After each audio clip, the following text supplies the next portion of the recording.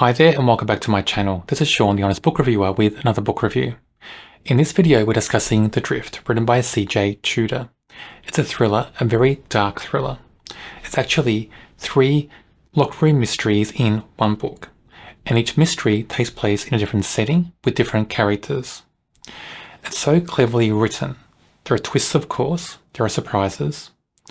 There's great reveals in this book, and some reveals will just shock you, surprise you, and probably knock you for 6 when you read this book.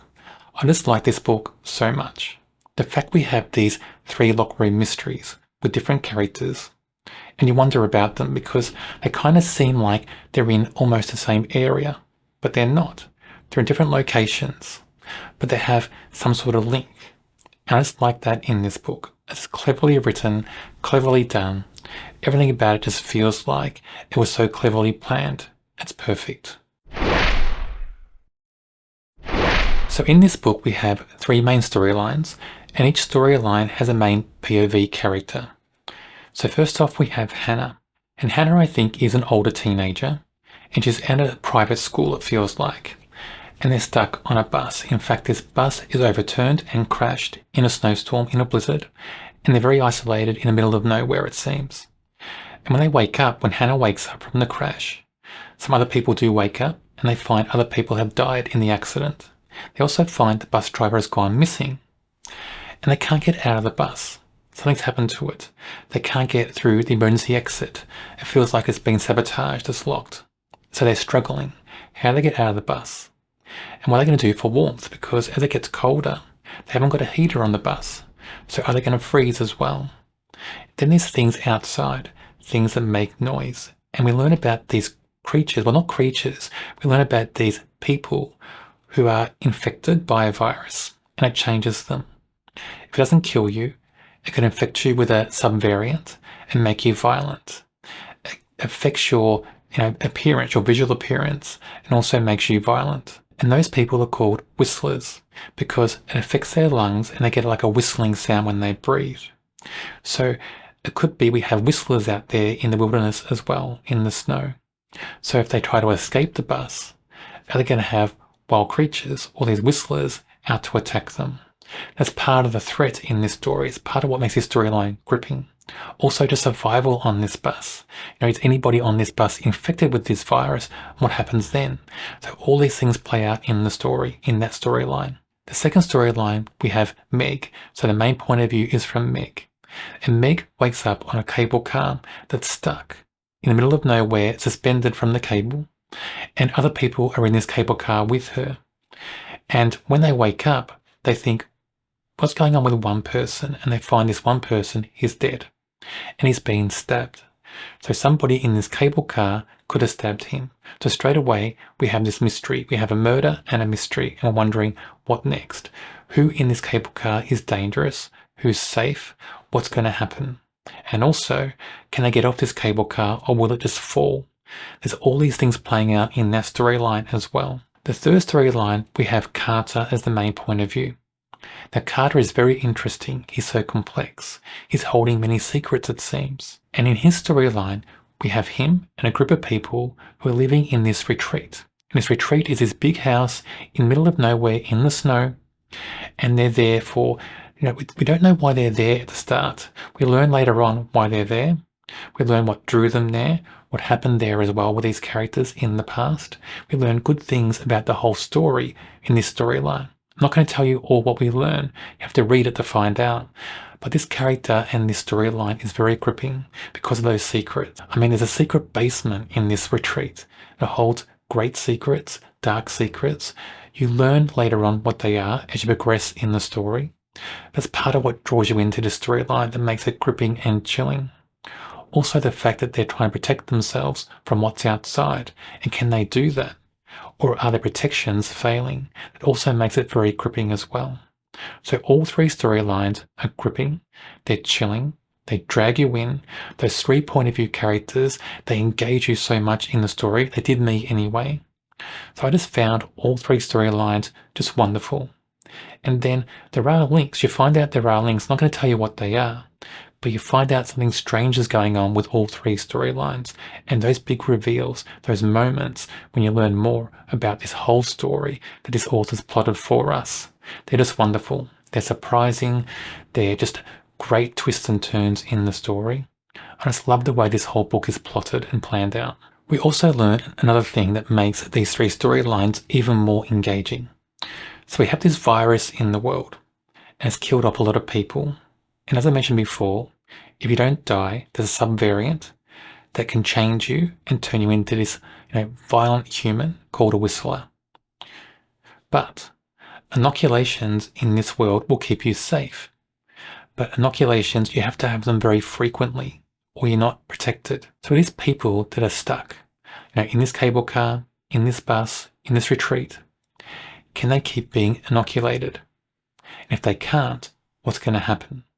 That also drives all these storylines and makes them so gripping and engaging. Everything about these storylines, everything about what's out there, threatening them, is so dangerous, it's so deadly. Anything could happen to anybody in these storylines. So I like that fact as well. It feels like nobody's safe in this world, not even our main characters. So that was a great element in the book. And I like when books do that, when they shock you in that way, because it makes you just want to turn those pages to see who's safe and who's not. It keeps you so hooked into the story. When I read this book, I kept thinking about Dead of Winter, written by Darcy Coates. Not because the storylines are similar, but the setting kind of is. So both books are set in a snowstorm in the middle of nowhere, kind of isolated. Both are engaging and dark and visceral. And both just drag you in and make you wonder what next, because of those characters, because of dangers, of threats, and also just because of the world building and description. So both great books for different reasons, but both have a snow setting, a cold setting with a blizzard and isolation. So maybe I like that kind of setting, I'm not sure. But maybe I'll go and try to find more books with a similar setting and see if I like them as well. But this book and that book by Darcy Coates I enjoyed very much. So Hannah. Hannah is our teenager who's stuck on this bus, and the bus has crashed, and she's trying to survive and help other people to survive as well. I like her as a character. Her point of view is very engaging, very cleverly done, because she feels like her age in the book. She feels like a teenager, but also she feels very centered as well, very grounded, like a mature teenager by circumstance mainly, because she feels like she's just learnt things from her parents, different things, and we learn why, and we learn who they are in the story as well. But it feels like it gives her an edge. But does it really give her a positive edge or a negative edge? That's kind of in the book as well, described, and it drives her character in different ways. So I like just the way her character feels consistent and it feels true to who she is in the story.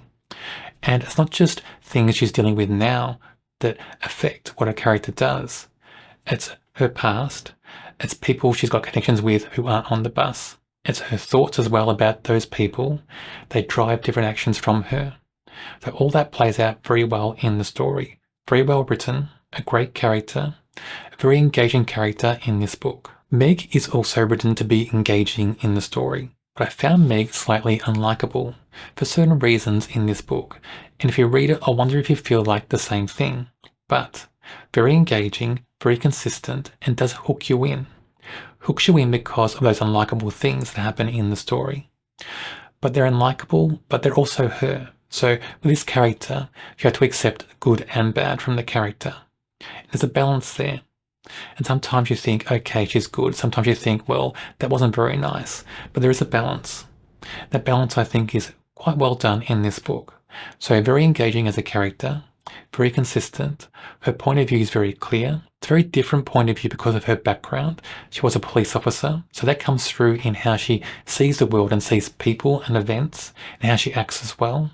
So I like that. It feels very real to who she is. Carter, who's the point of view character for the retreat, that storyline. Very complex, and also I think the most mysterious character in this book. There's a past we have to kind of dig out in the story as we progress. And I like how we get little bits about his past and the mystery that's surrounding him as the book progresses. We don't get only one chunk. We don't find out straight away everything about him. It's kind of eked out to us, little tidbits here and there. I like that. It keeps you reading, keeps you guessing, keeps you wondering about him, making assumptions. And maybe you'll make the right assumptions. Maybe you won't. I didn't. I found all those twists and turns about him very surprising and well done and well timed. But as a character, consistent, complex, mysterious, a bit dark as well. Also seems like a bit of an anti-hero in some moments as well. Very brave in some moments. And he has a unique morality about him as well. You'll learn that as the book progresses. So a great character suits that storyline so well because his character point of view drives it so cleverly, I think. This book is just amazing. Everything about it. The situations, 3 locked room mysteries. And they're all so well done. You can't ask for much more. 3 great character point of views that are consistent, strong, engaging. They drag you in and hook you. This book is a 5 out of 5. Just a great book, so cleverly plotted, very well constructed. Everything about it feels so real. You feel like you're dragged into those settings. You ride along those 3 storylines with these main characters. You feel what they feel. You see what they see. You ride along with their actions, good or bad. If they fail, you feel that. If they succeed, you feel that as well. So everything about this book is very visceral and very emotive. So a great story. You should read it, I think. I think this author is a great author. On my channel, I review many thrillers. If you enjoy thrillers, check out my channel and subscribe. On the screen now is a link to another video for a book I'm sure you'll enjoy.